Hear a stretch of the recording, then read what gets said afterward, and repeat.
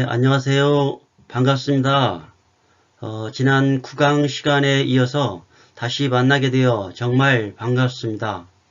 오늘은 10강 10번째 시간으로 제9장 고객관리에 대해서 알아보도록 하겠습니다. 먼저 고객관리라는 것은 공사 진행과 관련한 이해당사자, 발주처 및 사용자의 예상 민원을 도출할 수 있고 제기된 민원에 대해 민원 처리 절차에 따라 원만히 해결하고 재발 방지 대책을 수립하는 업무가 고객관리라고 할 수 있겠습니다.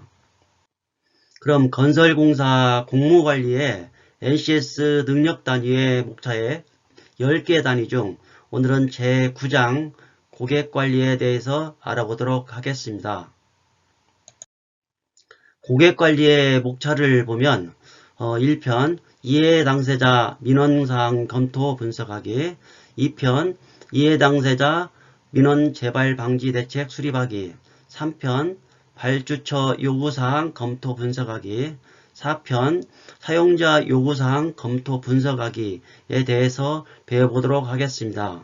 먼저 제1편 이해당사자 민원사항 검토 분석하기입니다. 민원 처리 계획 수립을 보면 건설사업의 민원이란 사업의 수행에 직접적으로 관련되지 않은 주변인이나 제3자가 공사와 관련하여 사업 수행에 제한이나 제약을 발생시키는 행위로 정의할 수가 있겠습니다. 민원의 유형은 개인 민원과 집단 민원으로 나눌 수가 있습니다. 민원의 특성은 개인 이해관계와 다수인 이해관계로 나눌 수가 있습니다. 민원의 발생 원인으로는 시공사의 부도로 사업관리의 부실, 사업으로 예측되는 일조권과 조망권 및 사생활 침해, 소음, 진동, 분진 등 생활환경 영향, 환경 파괴, 안전장치 미비로 인적, 물적 피해 등이 있습니다. 민원 발생의 예상 항목으로 법적인 사항은 다음과 같은 것이 있고 피해에 관한 사항은 통행, 영업지장, 공사로 피해 등이 있습니다. 다음은 1-2 민원처리 수행을 보면 민원처리 기본 원칙으로 공사 현장에서 공사의 수행 중 발생된 민원이 법적으로 확정되기 전에 해결하는 것이 필요하고 민원사항이 소송으로 발전될 경우에는 근거자료를 분석하고 정리하여 재판에 대비해야 하며 현장 책임자는 항상 민원 일지를 작성하고 유지하여 민원의 주요 유형을 분석할 필요가 있는 것입니다. 협상 및 협의를 보시면 협상은 단체 협상이든 개인 협상이든 상호 당사자 간의 어떠한 목적을 가지고 심리적인 기술을 이용하여 결론을 도달하는 당사자 상호 간의 의사소통의 과정을 말하는 것입니다. 협상 시 고려할 사항으로는 문화적, 지역적 배경, 시간의 한계성, 장소 선택의 유분리 등을 고려해야 합니다.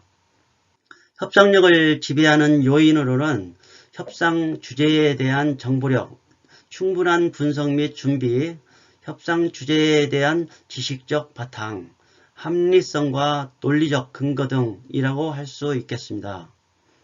협상의 준비는 협상 안건에 대한 숙지 및 자료 준비, 협상 가이드라인 및 목표, 협상의 원칙 기준을 정하고 상대방의 감추어진 의도를 파악해서 협상에 임해야 하겠습니다. 협상의 태도로는 협상 예절을 반드시 지켜야 하고 진지해야 하며 항상 협상 파트너는 주변 이해관계자이므로 상대방에게 신뢰성을 주도록 해야 하겠습니다. 그리고 경청하는 태도를 가지며 소통의 대화 방법을 알아야 하며 무리한 요구를 하거나 감정적으로 화를 내면 절대 안 되겠습니다. 협상의 기술로는 주도권을 갖도록 하고 근거가 없거나 이해가 안 되는 것은 질문을 분명히 하고 상대방에게 심리적으로 촉박하거나 위축되는 느낌을 주어서는 안 되고 담대하고 의연하게 대처해야 합니다. 그리고 협상에 있어 제한 방식은 1차, 2차, 3차 등으로 나누어서 하는 것이 좋겠습니다. 민원의 단계별 원인과 해결 방법은 1단계 민원으로 현장 주변의 사전조사와 관리 부실 및 당해 건설 사업에 대한 의견 수렴과 이해 부족에서 발생하는데, 발생의 형태는 편의성, 안정성, 수익성에 주요 초점이 맞춰져 있고, 2단계 민원은 개별 또는 집단의 형태로 민원이 접수되는 단계로 생활환경 저해 요인에 대한 민원이 되겠습니다. 다음은 민원인의 집단적 대응입니다. 민원 예방 대책 수립은 그림과 같은 단계가 있습니다. 참고하시기 바랍니다. 다음은 2-2 민원 재발 방지 수행입니다. 건설사업 수행에서 발생 가능한 민원에 대한 사전 예방 관리 단계를 공사 착공 이전, 현장, 설명회, 공사 기간 등 3단계로 구분할 수가 있겠습니다. 현장 설명회를 통해 향후 주변 환경의 변화에 따른 긍정적 효과를 홍보하고, 공사 기간도 철저히 관리하여 기간을 최소화해야 하겠습니다.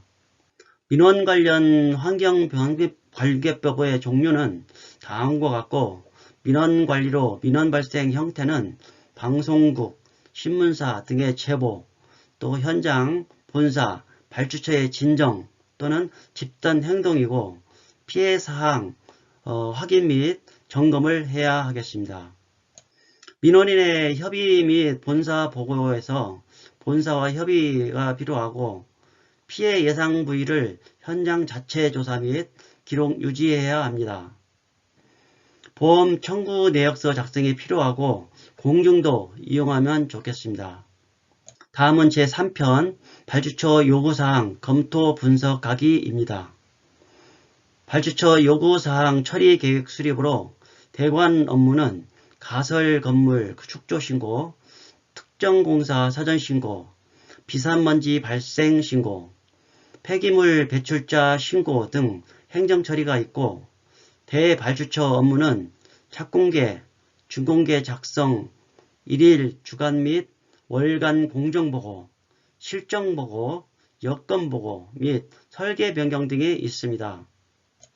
대발주처 업무를 세부적으로 이렇게 보면 착공계, 준공계 작성, 일일, 주간 및 월간 공정보고, 실정보고, 여건보고 및 설계 변경 등이 있습니다. 하도급 계약 통보 및 건설공사 대장, 전자통보도 대관 업무로 해야 합니다. 그 다음 성급금 신청을 해야 하는데, 성급금 지급률은 회계예규를 참조하면 되겠습니다. 공사계약 체결 후 계약 금액을 구성하는 각종 비목의 가격이 상승 또는 하락한 경우 그에 따라 계약 금액을 조정하는 물가 변동액 신청을 해야 하고, 공사 시행 후 대금을 받기 위해 기성금 및 준공금의 신청을 해야 합니다. 3-2 발주처 요구사항 이행입니다. 건설공사 클레임과 분쟁으로서는 건설공사 클레임이란 계약 당사자는 그 계약상의 조건에 대하여 계약서의 조정 또는 해석이나 금액의 지급, 공기의 연장 또는 계약서와 관계되는 기타의 구제를 권리로서 요구하는 것 또는 주장하는 것을 이렇게 말하는 것입니다. 클레임 대비 세 가지 기본적 요소는 책임 소재의 파악, 원인의 규명, 손실의 산출입니다. 클레임의 사전 절차는 클레임 청구의 경우 당해 사안에 대한 계약상의 권리를 입증할 책임과 최종 요구사항에 대한 타당성을 입증할 준비가 되어 있어야 합니다. 클레임의 단계는 사전평가 단계, 근거자료 확보 단계, 자료 분석 단계, 클레임 문서 작성 단계가 있습니다. 다음은 제4편 사용자 요구사항 검토 분석하기입니다. 사용자 요구사항 처리계획 수립을 보면 유지관리라는 것은 완공된 시설물의 기능을 보존하고 시설물 이용자의 편의와 안전을 도모하기 위하여 일상적으로 점검, 정비하고 손상된 부분을 원상 복구하는 등 시설의 기능 유지, 보존에 필요한 활동을 하는 것을 말합니다. 유지관리의 적기에 시행하지 않을 시 특성으로는 경제 비용 증가성, 노후 악화성, 많은 피해 대형성, 그 다음에 다양성, 여러가지 복합성, 다양한 내구 연한, 인증제도의 활용성 등이 있습니다. 유지관리 계획으로 시설물의 유지관리자는 시설물의 특성, 규모 등을 고려한 장기 유지관리 기준을 마련하고 그 기준에 따라 매년 유지관리 계획을 수립하여 계획에 따라 적절한 유지관리를 행하여야 합니다. 유지관리 계획의 수립은 점검 계획으로 시설물의 준공 후 유지관리자는 수시 점검 또는 정기적인 점검 계획을 수립하여 계획에 따라 적절히 점검을 시행하며 점검 계획을 수립할 때에는 다음과 같은 사항들이 고려되어야 합니다. 첫 번째로 시설물의 종류, 범위, 항목, 방법 및 장비이고 점검 대상 부위의 설계 자료, 과거 이력을 파악하고 시설물의 구조적 특성 및 특별한 문제점 파악이고 시설물의 규모 및 점검의 난이도, 점검 당시의 주변 여건, 점검표의 작성 등이 있습니다. 관련 자료의 수집 계획은 유지관리 점검자는 유지관리 점검에 사용하기 위하여 관리 주체에게 설계 도서 등 아래 관련 자료를 제공받을 수 있습니다. 그리고 점검에 따른 보수 및 수선 계획과 유지관리 기록의 보관 계획 등이 있습니다. 다음은 4- 사용자 요구사항입니다.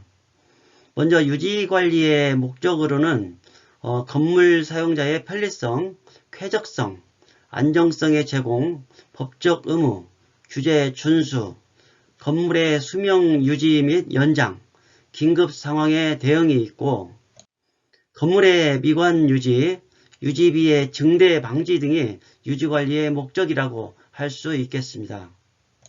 건물의 성능에 영향을 미치는 요소로는 아래 표와 같이 공간 요소, 열적 요소, 공기적 요소, 시각 요소 및 건물 보존 요소 등이 있습니다.